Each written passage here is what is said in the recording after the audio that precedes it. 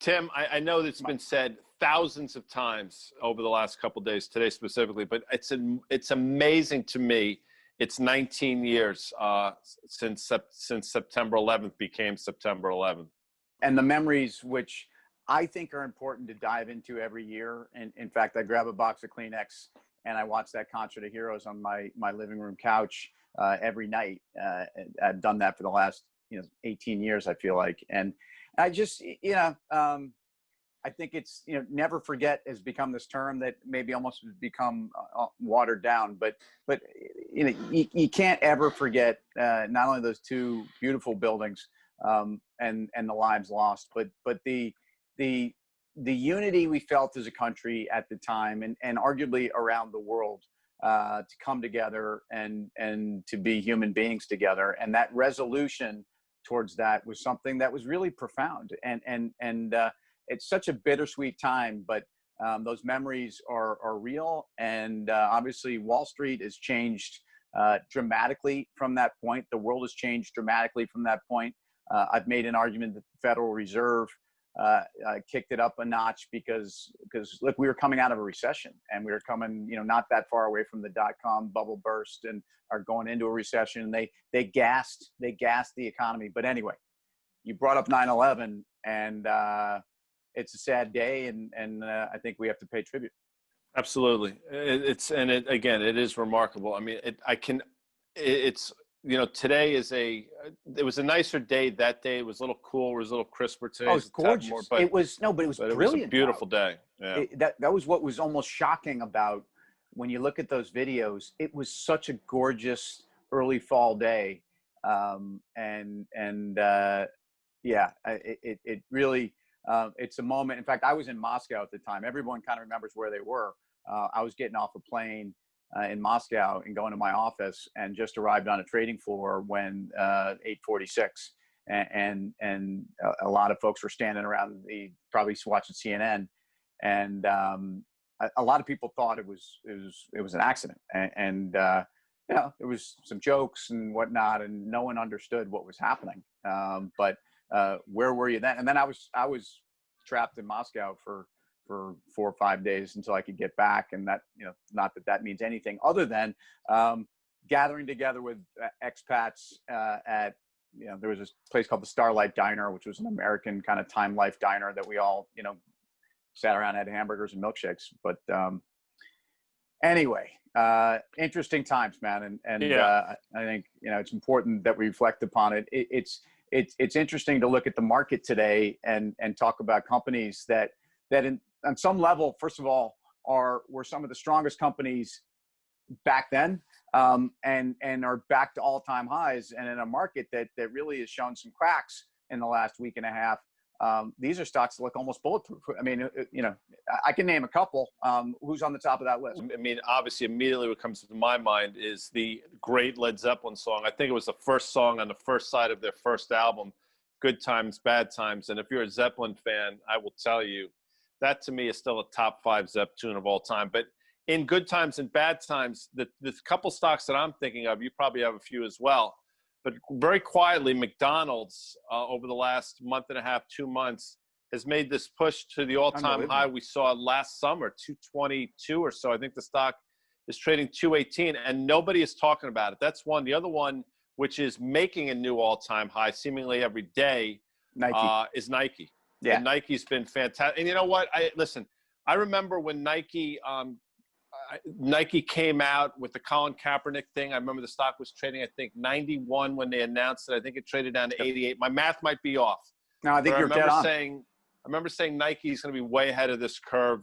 Not to go down that route, but, it turned out for a lot of different reasons they were. And I'm not suggesting that's why the stock is rallying. But, Nike is, say what you want. I know there are other reasons not to like Nike, but Nike, the stock to me, is really poised to make that next leg higher.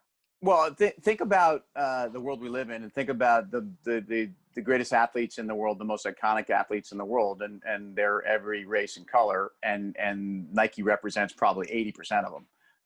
And Nike sneakers for young athletes, wherever they may reign, are in many cases, the aspirational foot gear to to do your thing. So I just think that Nike's built not only such a strong brand, but we talk all about their ecosystem, which includes that their DTC sales, direct to consumer, has been a big part of where they've been able to not only control their margins, but where they've really been able to control their brand at a time when, if you were relying on Foot Locker or Athlete's Foot, remember the Athlete's Foot, by the way? I don't know. It's not that I have Athlete's Foot. My feet and toes aren't peeling and sticky. But there was a store called the Athlete's Foot. It was in the Galleria Mall.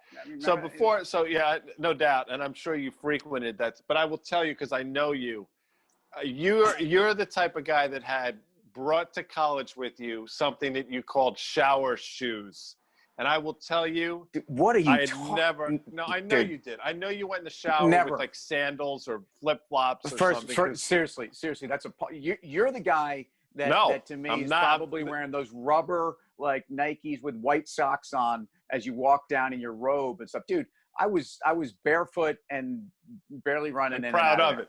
And proud of it. First of all, I mean, if you're going to start on me with that, is that shirt brown?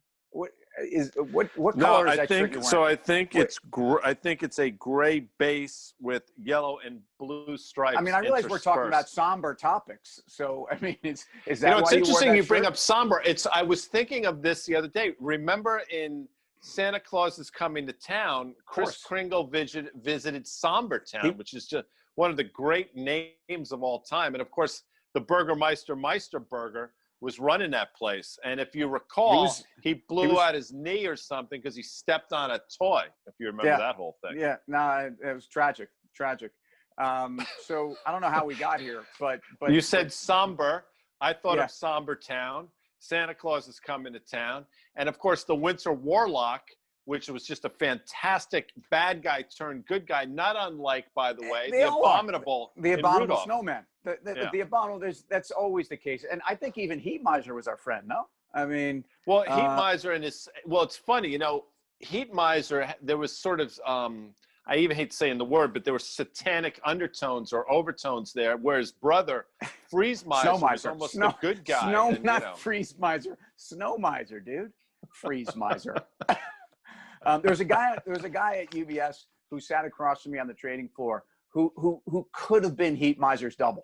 He was an Irish dude. He had fire engine red hair. He turned red. He was kind of squatty. Big bulbous nose, like a Bill Clinton nose. Yeah.